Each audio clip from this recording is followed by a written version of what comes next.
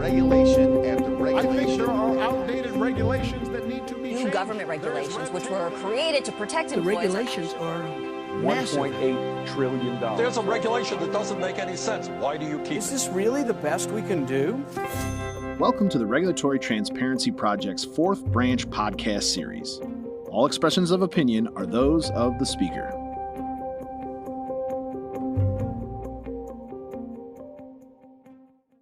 Hello, and welcome to the Federalist Society's fourth branch podcast for the Regulatory Transparency Project. My name is Jack Derwin, and I'm Assistant Director of RTP. As always, please note that all expressions of opinion are those of the guest speakers joining us today. To learn more about any of those speakers and their work, you can visit regproject.org to view their full bios. After opening remarks and discussion between our panelists, we'll go to audience Q&A. Please enter any questions into the Q&A or chat functions, and we'll address them as time allows.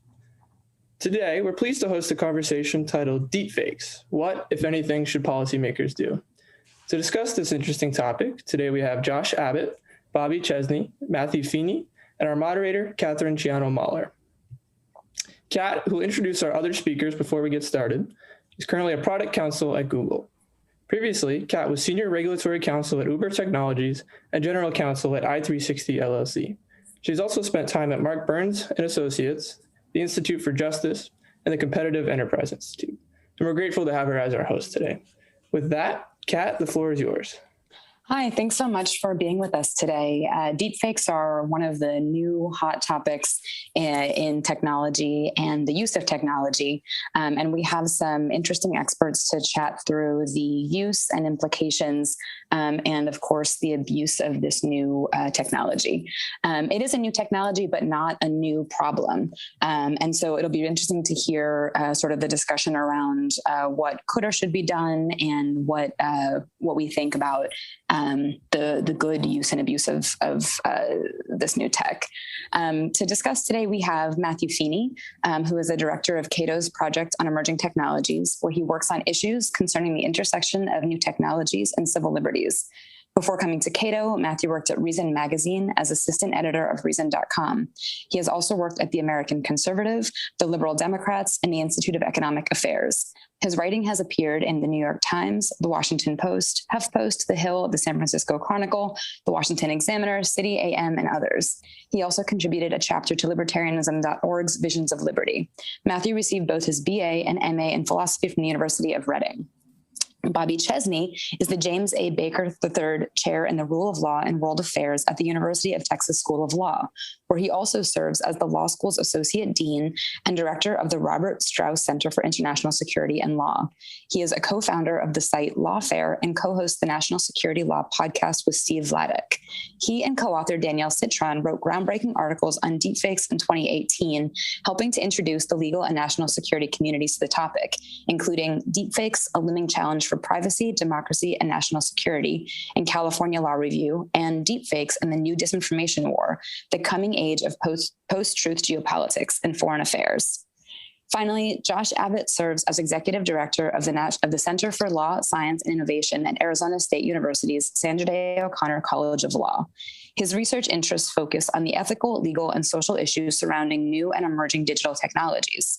He is currently collaborating on a grant project on soft law, governance of AI technologies. He also organizes ASU's annual conference on governance of emerging technologies and science, as well as the ASU Arcfield Discovery Law and Technology Conference.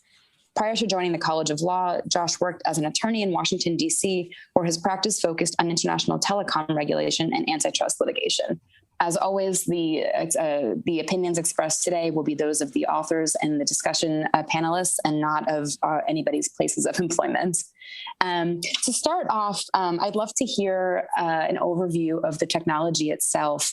And Matthew, if you would kick us off with the definition of what we're talking about when we're talking about deepfakes. Yeah, sure. Happy to. And thank you, Kat, for moderating, and thanks to Josh and Bobby for joining me for this discussion.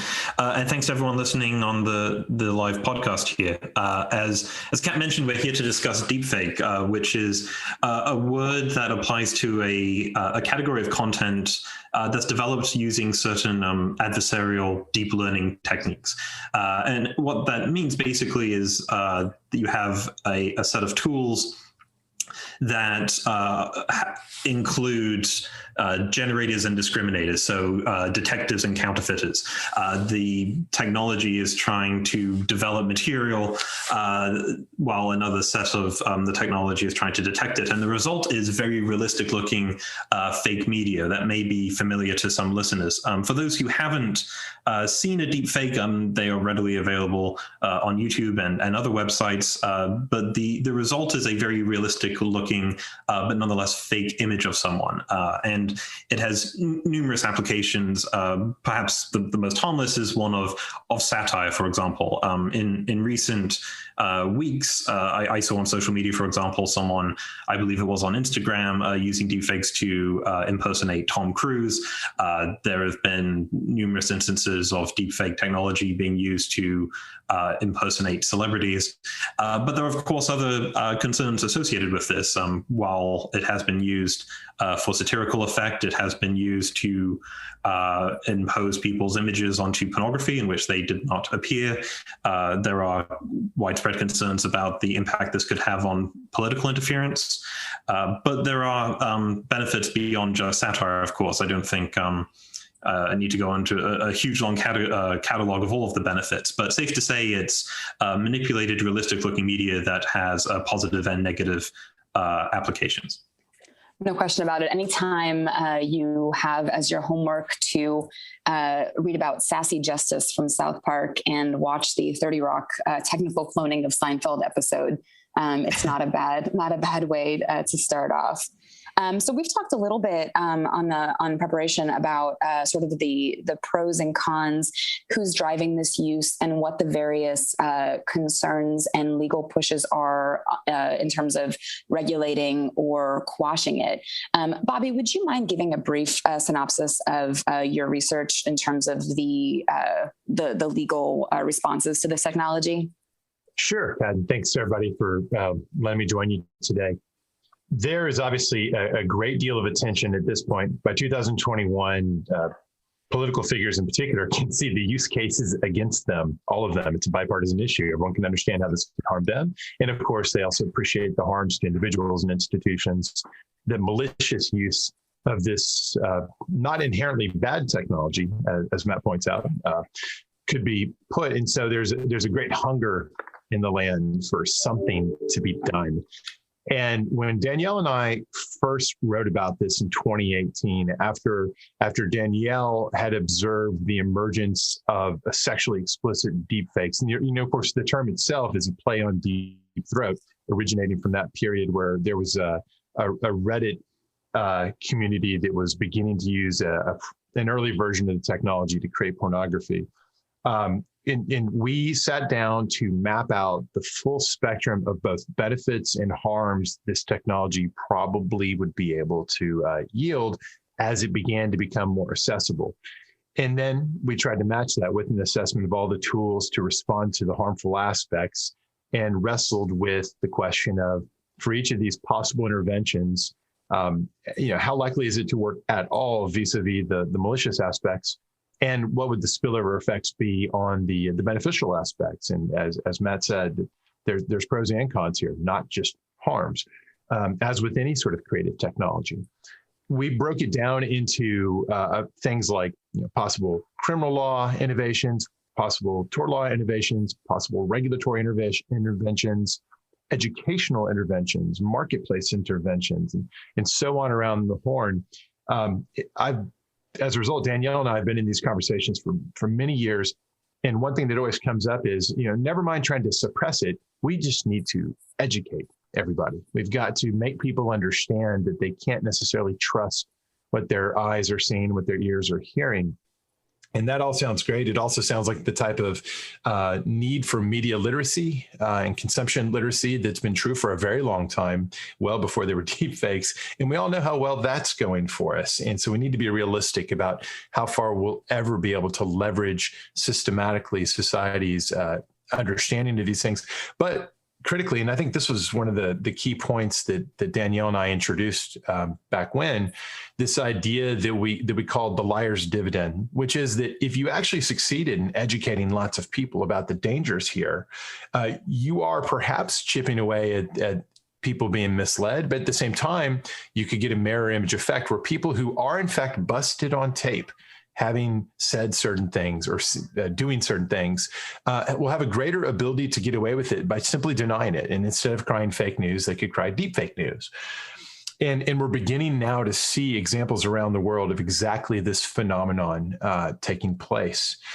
But as for what are legislators trying to do about it now, there are an array of interventions, very often in the nature of piggybacking on top of existing criminal law and tort law concepts that could, even without modification, could be brought to bear on these types of technologies and their uses, because the smarter efforts tend to focus on things that already are malicious to the point of being criminalized or tortious. And there's also some IP aspects of that where you're dealing with somebody's name, image, or likeness. And these haven't really caught fire yet, in part because it's, in my opinion, and what Danielle and I wrote, was this really isn't a problem set that exists or is going to exist and grow because we just fail to realize we could criminalize it or attach civil liability to it. Even if you could do those things, the idea that you're then going to suppress the emergence of malicious uses is unrealistic. Low-tech fakery, shallow fakes, cheap fakes, whatever you want to call them, exist and are used in all sorts of criminal and tortious ways, and we haven't yet found a way to completely stop that. So deepfakes won't be different. Perhaps the bottom line then, and I'll stop here, is to say that this is a problem set that needs attention across every mechanism or tool of intervention one can come up with, but we should never view any one of them as a silver bullet. That makes sense. Josh, can you speak a little bit to this technological advancement as whether it is different in category or kind from other areas that have been potentially falsifiable that we've seen in the past? Is this different in a way that we need to treat it or think about it differently? Or is it just the next step along a path of information that can be used and abused by every person who has access to that? Yeah, thank you, Kat. I appreciate that question, and it's a good one. It's an important one, I think, a threshold question whenever we're talking about potential abuses of new technologies. And that's really to kind of look at what is it that we're actually concerned about? Is it the underlying conduct, the behavior, or what you're trying to do with the technology, or is it the technology itself? And in the vast majority of cases, and I think in most instances with the use of deepfakes as well, what we're really concerned about is the use of deepfakes as a powerful tool. And so if you can make kind of, an analogy back to, almost any other powerful new technology, firearms, for example, they're a powerful tool, more powerful than a bow and arrow. You could still harm people in ways that we find inappropriate. Of course, then there are ways that are harm people that are clearly intentional, and such as in wars and battles. But the point is that when more powerful tools come along, how does the law respond to their use in things that we want to prevent anyway? So, for example, the use of certain kinds of weapons in the commission of crimes like assault or something could be an aggravating factor. And the purpose of that is not so much that it's not that it's a separate crime, it's that we're really trying to do is prevent the assault. We're trying to prevent the harm. The fact that somebody used a firearm, or in this case, the fact that somebody used a deepfake to defame somebody or to otherwise spread some kind of malicious rumor or perpetrate some kind of fraud, really kind of goes to what is the interest of the law and society in preventing the use of these tools in those bad acts. And so it may be that we look at deepfakes as being something that is increasingly cheap and easy for non-experts to use in a way that they're able to engage in some of the, criminal or otherwise bad behavior more easily and do it more effectively. And I think in the case of deepfakes, what is it that makes it such a powerful tool? Like Bobby was saying, I mean, there are plenty of other ways to falsify some image or video, and these things have been around for a long, long time. For as long as there's been evidence, you can make it seem like somebody else is doing something that they didn't, or saying something that they didn't say. But I think what deepfakes reveals to us is something deeper about kind of human psychology. And I'm not trying to pretend to be any kind of expert in the remotest sense on those kinds of things, but just the idea that I think everyone can kind of grasp that as people, when we see video and images, our brains are really designed or primed to kind of accept those on a certain visceral level, even an unconscious level, that we accept without often without kind of examining it and thinking about it and considering, okay, now what is this really saying? And it reminds me of a quote from someone who was showing optical illusions, and he says, why can't we see what's actually there? And so the answer is that it's impossible to see what's actually there. So what is it that we actually see? We see what we've learned is useful to us. And so in the case of deepfakes, if they're powerful images or videos and it affects people in a strong way and they have a strong impact, it's because we've learned through experience, and our brains are designed to accept it at a certain level as being real. And really that's what it's kind of about, is, what's real.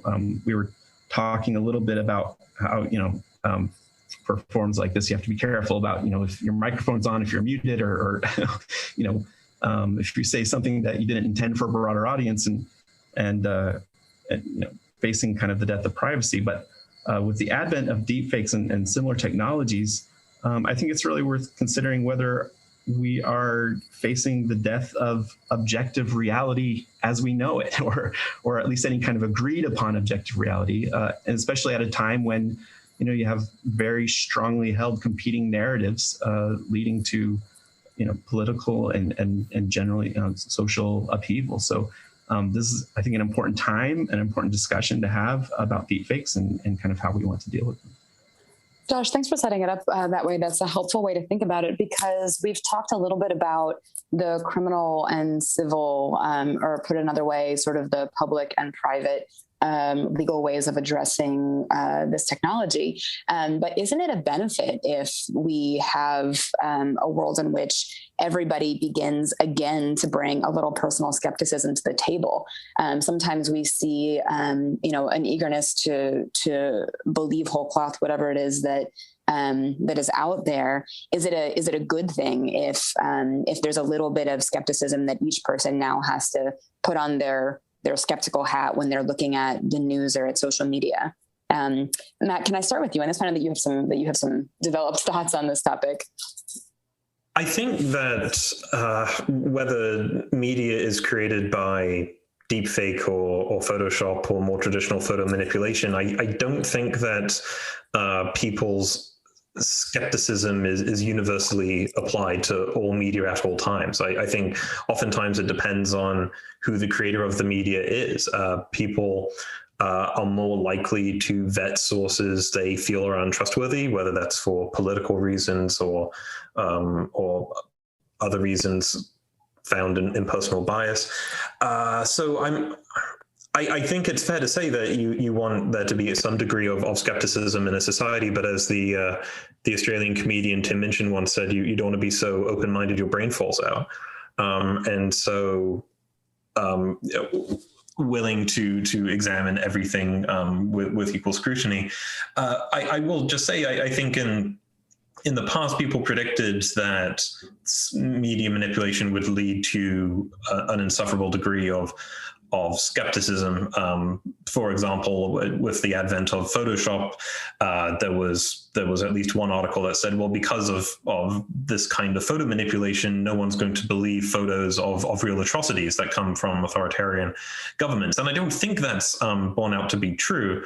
I think the wider concern is to something Bobby said earlier, that we suffer, unfortunately, from a lot of very partisan media. If the now very famous Billy Bush video featuring Donald Trump had emerged years later, I think it's very likely that many of Trump supporters would say this is a deep fake. I don't think the timing was quite right for the release of that video, but that's the sort of thing we should expect. So the amount of skepticism in a society, the ideal amount, it's not zero, it's not 100%. But when I don't think it's got anything to do with deepfakes, I suppose, per se, but the kind of venues where people go to be informed. Can I jump in to expand and pile on to something Matt was just talking about, and a theme that really emerges both from Josh's comments and his? Please. Great. So I think one of the questions we all need to wrestle with, and we've been somewhat talking about it here already, is whether there's a meaningful difference in kind as opposed to an evolution of technology. That is, are deepfakes and the products of generative adversarial learning networks, is this a revolution or an evolution? And if it's just a granular enhancement of credibility and ubiquity, then we might be able to trust in the ability that we've seen in the past to learn to live with digital manipulation and analog manipulation techniques. And maybe the same will be true here. But it's possible that it is more of an inflection point and that it is a little bit more revolutionary. And so let me make the case for it, not definitely being different, but at least arguably being different to the extent where maybe it won't go so smoothly this time. And it may be a bit more nihilistic of objective reality, as Josh was putting it, which is obviously a problem we've already got a significant issue with. So here's the case. Part one is the idea that in contrast to most of the pre-existing technologies, this one, with some exceptions, is relatively capable of getting above the eyes and ears test for human ability simply to detect that something uncanny, inappropriate, something's altered, something's off. A true generative adversarial network product, not something that's maybe described colloquially as a deepfake, but isn't really the product of dueling neural networks, but something that really is practically defined by being above that threshold. So that's one piece. But of course, you could say the same thing's true for the fruits of industrial light and magic and other Hollywood outfits that have provided that sort of deeply plausible imagery and audio for a long time. And that leads to the second thing that's different. The technology that yields a deepfake is ultimately going to be scalable in a way that's dramatically different and diffusible and democratizable, you might say, in a way that's dramatically different than what's true about Hollywood special effects studios, whereas the barrier for using abilities to do this are through the roof. That's why they're Hollywood studios. This is the sort of thing that is disseminating rapidly and taking shape both as commercially viable products, or perhaps viable products, free academic research, free tools made available, and increasingly deepfakes as a service, just as botnets as a service and other forms of malicious online activity as a service on the dark web becomes available for those who want to cause harm and aren't sure how to do this, but they have the idea that they could do something like this. So there's that democratization of the ability to cause harm that's associated with this as well, which means more people can play the propaganda and information warfare game. And then the third piece, and this is something that came to my mind as I thought about what Matt was saying about how we did manage to deal with Photoshop. It's true. But as Matt also points out, we are now in a social media driven information environment where it's already quite clear that there are deep pathologies having everything to do with what Josh was talking about with our cognitive biases and our inclinations. So in our original paper, Danielle and I mapped out a lot of the key cognitive bias concepts that interact so powerfully with social media to contribute to the general problem of misinformation. And what Danielle and I concluded was that, at least to some extent, deepfakes ultimately are going to be a problem of truth manipulation that is different in kind, is more meaningfully problematic by perhaps a large amount because of the confluence of those factors. That makes sense. So is the solution then just to have this detection technology be improved? Would that solve the problem here? If I go ahead, Josh. Yeah, no. If I could jump in, and feel free to disagree with me, anyone. But unfortunately, I don't think that is a that is a solution because of the very nature of how these videos and images and sounds are created. They are, as Bobby said, kind of almost by definition, kind of outpacing the ability of detection, even by not just by people, but even by machines that are designed specifically for the purpose of detecting fake content or deepfake content. And listening to some of these other comments, I think, again, hopefully not to broaden out the conversation too much, but if in fact this is, as Bobby said, kind of an inflection point or maybe even a revolution in these technologies that really kind of challenge some of our traditional notions of what and how we should regulate these activities.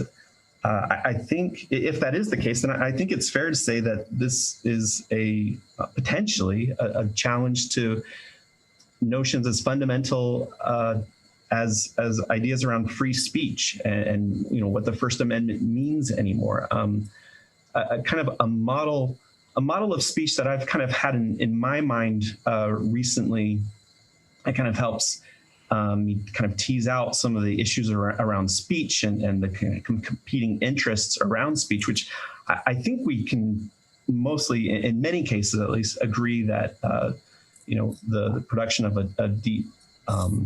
deepfake video or video or audio content would be viewed as an expression of speech. I mean, not to say that it may not be also malicious or false or any kinds of things, but that's okay, because free speech doctrines also have deal with those kinds of things, but they are viewed in the context of speech and how you assess them. A model that I've found useful recently is to kind of think of speech in terms of imagining somebody who has some something to say, and if it's in like the olden times, something like that, they're watching their flock of sheep, and so they get up and they shout it out, and they have ultimate free speech, right? Absolutely no constraints on what they can say or do or express, but the sheep aren't that interested. What they really want is to find an audience. And so where do you find audiences? Well, you find them in towns and gatherings. And so you can imagine them going to a city state or kind of a walled city and wanting to go in and going to the marketplaces of the public square and standing up on a platform, and now you've got a crowd of people that are all engaging in commerce and expressing themselves that way. And the reason this kind of model, the simple model, helps me think about this is, first of all, who do you exclude from these kinds of spaces, right? So if we're talking about deepfakes and we identify people who are engaging in deepfakes, is this kind of thing that we are interested in excluding from certain kinds of spaces? There's a U.S. Supreme Court in 2017 called Packingham versus North Carolina, where this is discussed about the inclusion or exclusion in the public space, especially online. But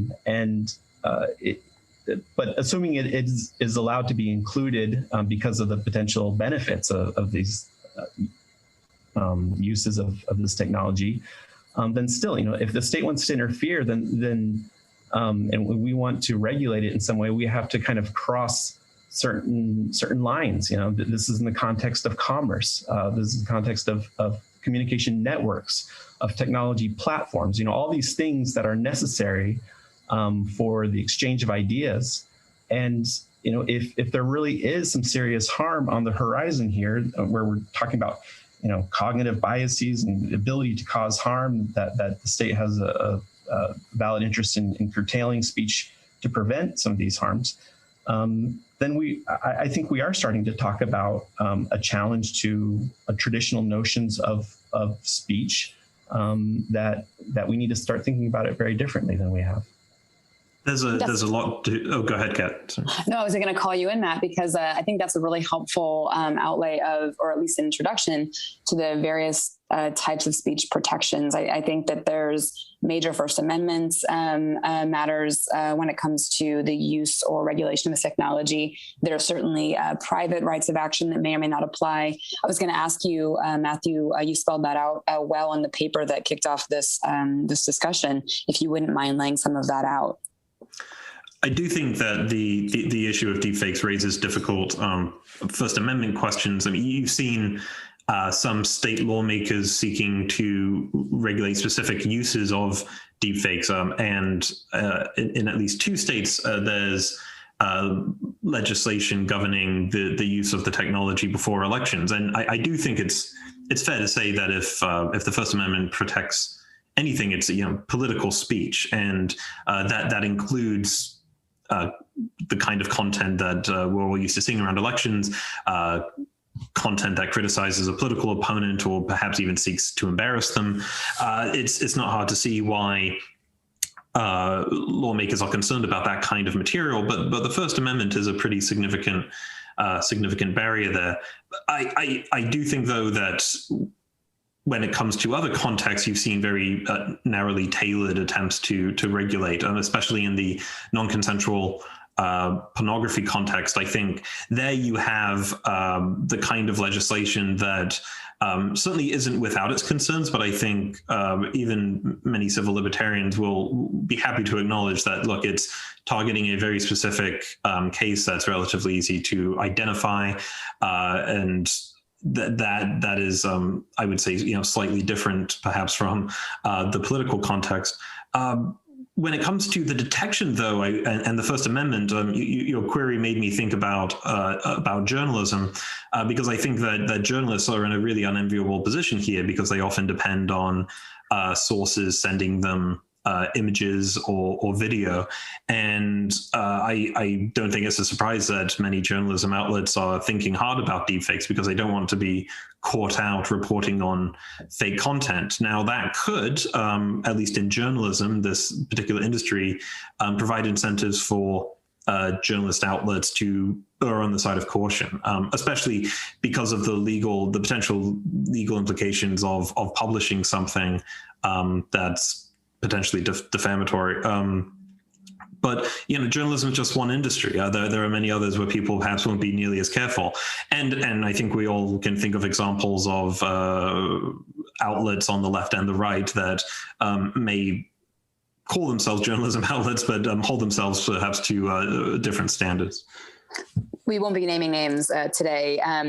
Bobby, when it comes to the detection and how that interacts, one thought that I can't get past in thinking about the way that regulation would interact with deepfakes and with this technology is that oftentimes without sufficient detection, there would be so much confusion. For example, if on the eve of an election, if some video comes out with explosive information or claimed information using this technology, I don't know that there would be time to dig in or prosecute or address that harm. And so it seems like detection is a big part of what the approach needs to be. I know that you've looked into this a lot. Would you lay out some of your thoughts around the detection technology and around where you think the limitations may lie? Sure, you're quite right that we all understand that the truth doesn't catch up with the lie, even if you have a really capable rapid reaction. One can document the circulation of social media posts that have manipulated imagery from the past couple of years.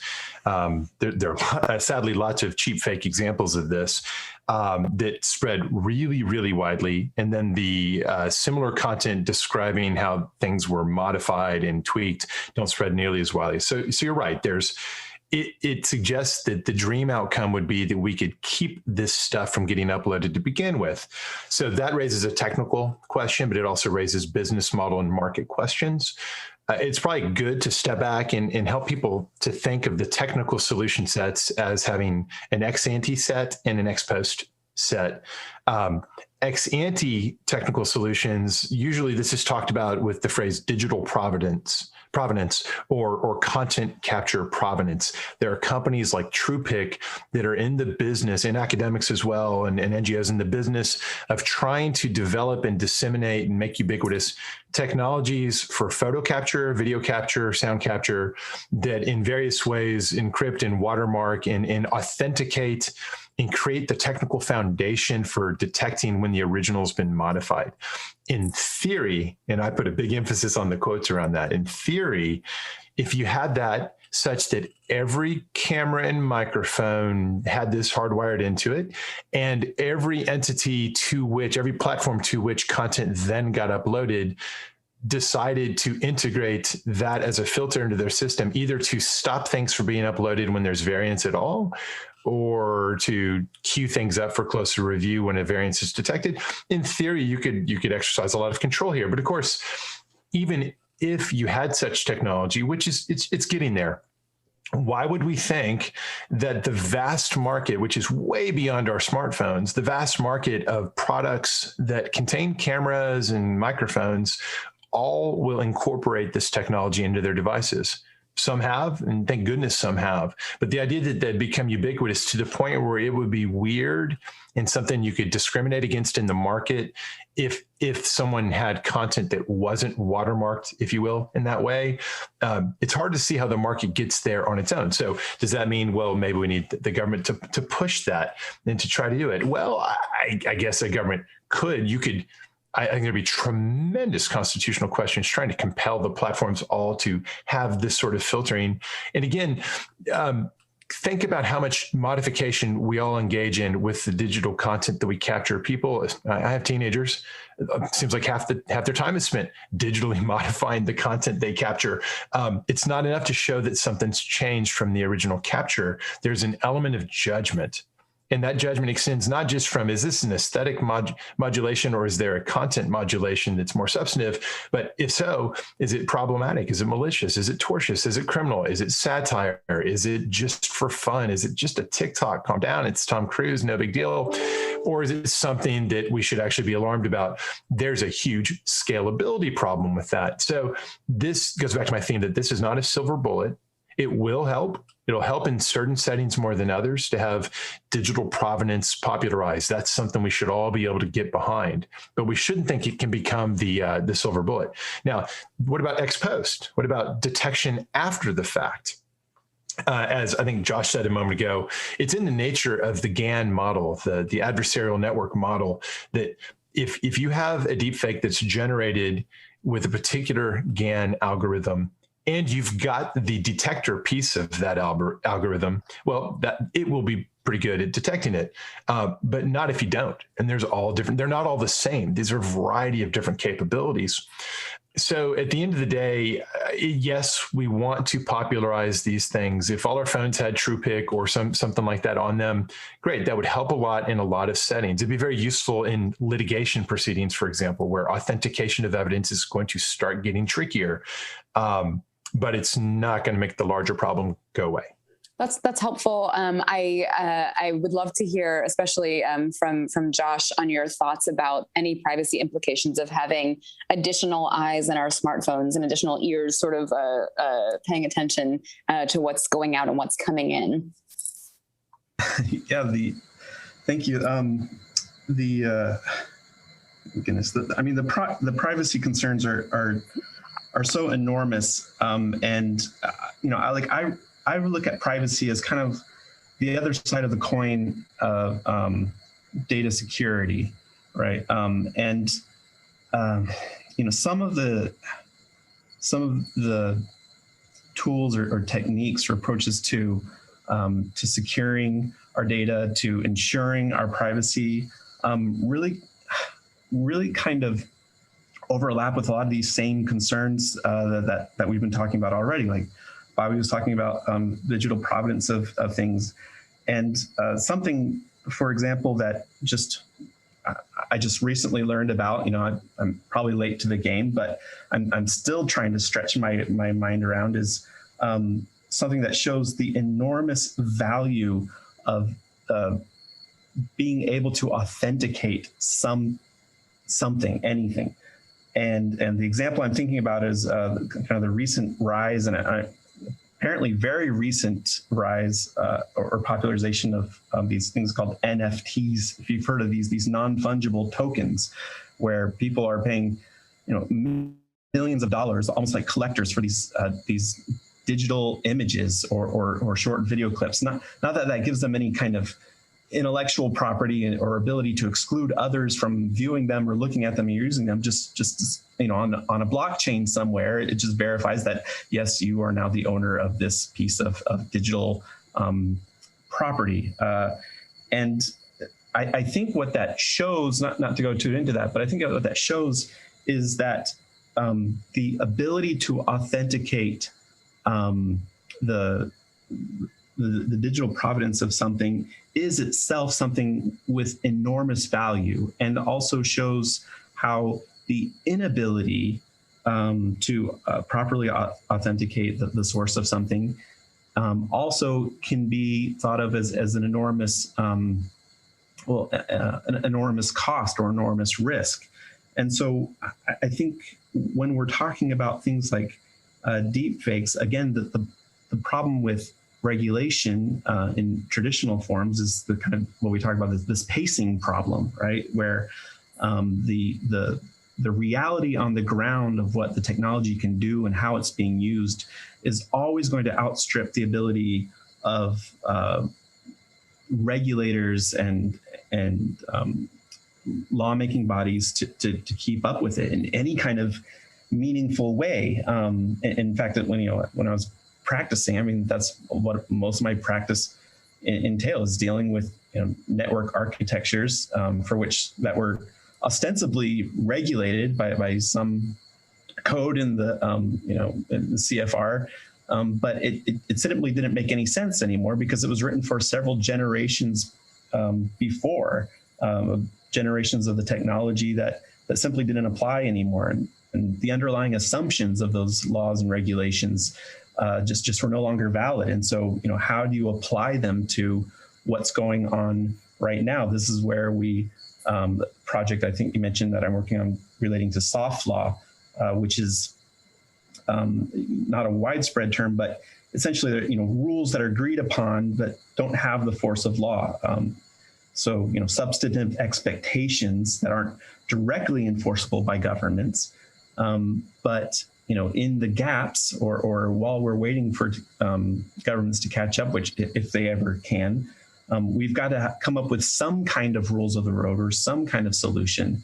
And I think that people are opening up their minds, considering some of these alternative approaches, and the need for those, I think, is becoming more and more apparent, especially in the context of deepfakes and the need for security and privacy in these different contexts. I think that's a helpful overview. What about defamation law? And I know that Matt and Bobby especially have gone back and forth on this question. And I'll start with you, Matt. Is that a solution that might be one way to address the extent to which there's abuse or any civil harms around the use of this technology? It potentially is, although it's not without its issues. I do recall that I think it was a few years ago, Senator Warner issued a white paper where he did mention Section 230 of the Communications Decency Act, and I believe it was in that paper where he explored the idea of, well, if a court has found that deepfake content is defamatory, then an interactive computer service will not enjoy 230 protection for that content. That's an interesting approach. I think, like a lot of others that you see in the deepfake space, it's unfortunately narrowly tailored. I think anyone who's seeking or thinking about legislation on this needs to be aware that it has to be very narrowly tailored, because as we've discussed, it has a huge number of applications, many of which are beneficial. So I do think that there are certainly people out there thinking about deepfakes and defamation. I don't know if you need, I might be the only person on the call who doesn't have a JD, but I don't think you need to have a deepfake specific law necessarily to handle the defamation or to handle the harm caused by deepfakes there. But certainly it's an area where I think the calls for legislation or regulation are probably the strongest, just because of the kind of content we're talking about. I'll jump in and say that, of course, I think Matt and I agree that the places where you do want there to be legal pressure are places that cause the sorts of harms that almost certainly the law already recognizes in tort liability and sometimes criminal liability. And with tort, let's include defamation, of course.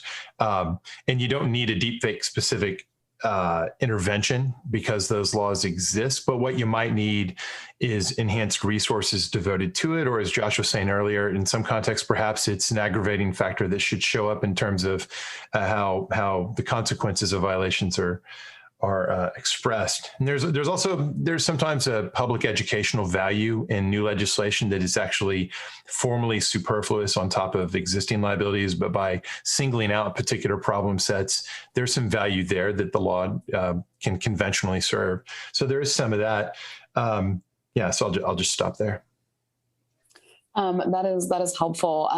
It seems like one of the ways to address how this might work would be just to give, for example, social media companies additional bandwidth or additional sort of legal support for simply taking it upon themselves to do more editing and searching.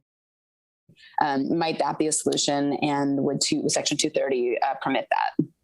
So would Section 230 permit them to be more?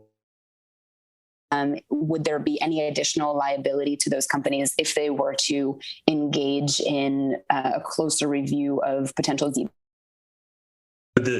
Of course, you can have a large company like Facebook saying to the public, look, we view this as a really serious issue and we have a dedicated team to tackling all this.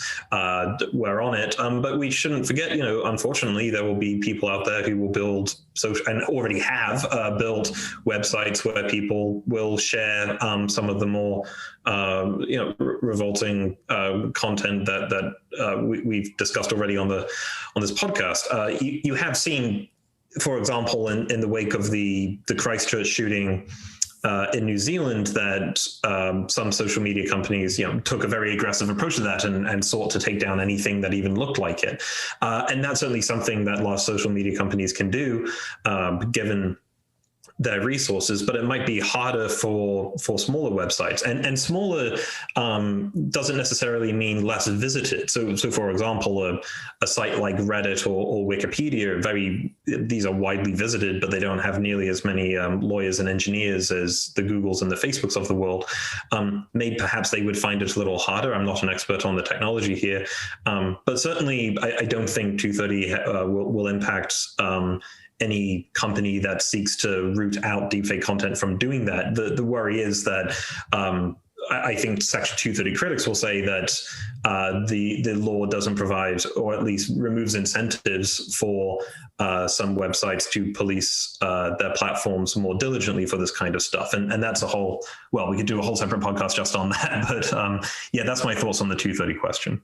Yeah, this is Bobby. I totally agree with that. 230 originates with the idea of making it clear that companies can engage in the moderation they want to, the particular concerns they had about abusive child imagery at the time, and making clear that if they want to police themselves and the content that users upload in that way, that they won't somehow become liable for or make themselves more exposed to liability for doing that. That was the original idea. In terms of, what their incentives are and how we might help to leverage platforms of various kinds so that they don't unintentionally become part of this problem, which is going to exist to some extent no matter what. There is market pressure, and we should always look first to that to see whether the market's resolving this over time. In lots of contexts, I think a lot of people with good reason say that a lot of the costs are externalized. They're not internalized by the company, perhaps in part because of Section 230. And so the market pressure alone isn't enough to move the needle. Although I do think that over the past, really since the 2016 election, certainly if we look at the big platforms, they've experienced a lot of political and market pressure, and there's been some movement of the needle, despite the fact that they've got liability protection under Section 230. Ultimately, what are we trying to achieve here? I think the goal should be to make sure that, to a reasonable extent, that companies are doing things that are reasonable in light of, it's not one size fits all, in light of their own particular resources and capacities, to act when they are hosting content that is illegal under existing law, that is defamatory, that is criminal, et cetera. You think about how when IP, when protected musical content, video content, how much companies like Google, YouTube, and others, they're pretty quick to swoop in and enforce IP content. We want to see some amount of the same thing happening as much as it can be, whether it's with deepfakes or cheap fakes, when someone is posting, say, a malicious sexually explicit image that they've generated to harm their ex, that sort of thing. How exactly you tailor that, if you decide, yes, we're going to intervene with law to try to tweak the incentives there, clearly extremely difficult to do it. Maybe it's not even possible to do it right. I don't know, but it's a conversation worth having. So when we first read about this in 2018, Danielle and I, to be provocative, we put on the table the idea that you should lose your Section 230 immunity to the extent that you don't have some reasonable degree of process suited to whatever the nature of your organization is and your resources, to at least learn that someone on the outside is trying to tell you that there is illegal content on your site. You've got to have some amount. You can't just ignore that and bury your head in the sand. I know Matt has made a strong argument that that's a lot easier said than done, and I might even be persuaded by him. But I do think that's an important conversation to have. That's sorry, Josh, I see you coming off mute.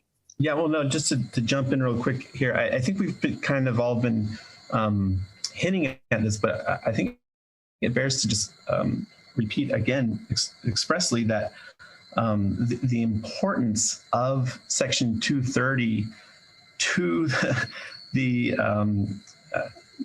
to the entire digital technological world that we live in. I mean, it's been called by others, the 26 words that created the internet. The ability to innovate and provide new kinds of services online under the liability protection of 230. I think it's really hard to overestimate in terms of its importance. And I think that when we start to see calls especially from dominant firms for greater government intervention and regulation or amendments to 230, I think that it's worth viewing those with some heightened level of skepticism. There's like Bobby was talking about, they're just the differentials in resources and the abilities of different companies, depending on their size and their market dominance. There's I think a legitimate danger of kind of freezing in place market dynamics that have evolved and should continue to evolve to bring out more innovation, and the risks of freezing things in place and giving an advantage to certain firms. In some ways, this actually reminds me of defamation law, and how, again, not that I'm an expert in that particular area at all, but there are differentiated rules depending on whether the person who's been allegedly defamed is considered a public figure, with the idea that public figures have greater access to undo the harm of the defamatory content because they have access to their own channels to refute it. And so, if it's the public, then you have to show actual malice in saying it was defamatory. And if it's not a public figure, and it depends, you can have limited purpose public figures, or if they've inserted themselves into the controversy.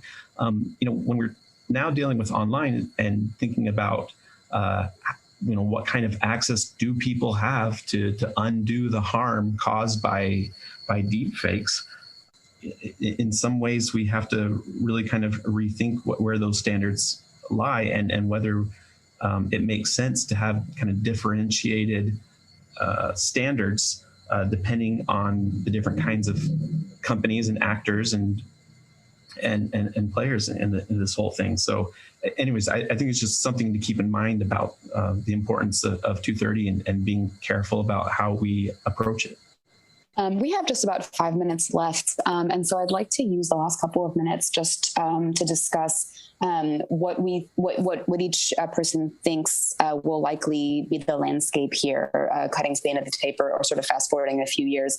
It seems like the vast majority of the use case so far for deepfakes has been more of a civil or private harm, but obviously the potential for national security or large public harm is a one-use issue that could hurt a lot more people or affect a lot more people. So I'm curious to hear whether you think that the end result winds up being sort of a patchwork of state ways of addressing this, or if there's a federal law, or if there's no regulatory change that we anticipate coming at all. I'll start again, Matt, with you, please. Well, I think I've been wrong with every political and legislative prediction I've made in the last few years, but with that throat clearing, I'm happy to give this a go. I think that we should expect that the states will probably take the lead. I do think that the laws that target specifically non-consensual deepfake pornography are the ones to keep an eye on, because they, I think, have probably the most support from the public and also are narrowly tailored. I expect that the deepfake laws that target election speech will not last too long once they eventually get challenged. But I think it's unlikely we'll see a comprehensive federal approach to this. I do think it will be the states that lead the way on deepfake regulation and law. Sounds like a safe prediction, and also it's not a bad thing to be wrong on these kinds of predictions. Bobby, I'll move over to you. I'm impressed with Matt's predictive capabilities. That sounds right to me. We're going to see, laboratory of the states. We're going to see lots and lots of experiments that will, in some cases, be niche, some of which will be more sweeping. The two sweeping ones will fall by the wayside, but some of the niche ones will stand. I think we will continually see interest in it at the federal level. I agree with Matt's observation that probably the stuff that tries to regulate campaign speech, like the brass ring for many a politician, is to come up with something clever that would help prevent a final few days sabotage instance. The dropping of a deep fake that there won't be enough time to walk it back, even if you could entirely walk it back. And I think that's going to be very tricky. I don't think it's impossible to do that in a constitutional way, but I'm doubtful that anything that gets enacted probably will do the trick. And so I think that over the next 4 or 5 years, particularly in response to what will be a growing array of known instances where real identifiable societal harm is inflicted by various things of this kind, you'll see people pick up the banner and wave it for a while and try to get stuff passed. But my main takeaway has been all along, there is no silver bullet solution. There's no law to be passed that makes this problem go away and recede entirely. Makes sense. Josh, what about you? What do you think? Yeah, I won't make any predictions. They're always tricky, especially when they're about the future, as it's been said. But I agree with what they've said generally. To the extent that societal issues and concerns are the aggregations of those at individual levels, I would just say when it comes to these issues around deepfakes, never underestimate the power of an individual's confirmation bias. The narratives that we hold in our heads, and whether we give credit to images, real or faked, is so powerfully connected to our own cognitive biases that if we just keep that in mind, then I think whatever we come up with that respects, acknowledges that reality will be better. Thank you so much. Thanks to our panelists, and thanks so much to our listeners. Really appreciate you and the Regulatory Transparency Project making this possible today. Thanks so much. Thank you, Kat, and a big thank you to all of our panelists as well. I think it was a great discussion, and I wish we had more time. And thank you so much to our audience for tuning in today. You can follow us on any of the major social media platforms to keep up with our content. And we appreciate you joining us. With that, we are adjourned.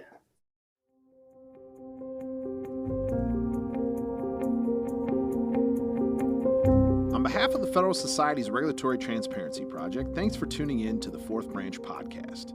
To catch every new episode when it's released, you can subscribe on Apple Podcasts, Google Play, and Spreaker. For the latest from RTP, please visit our website at regproject.org. That's regproject.org.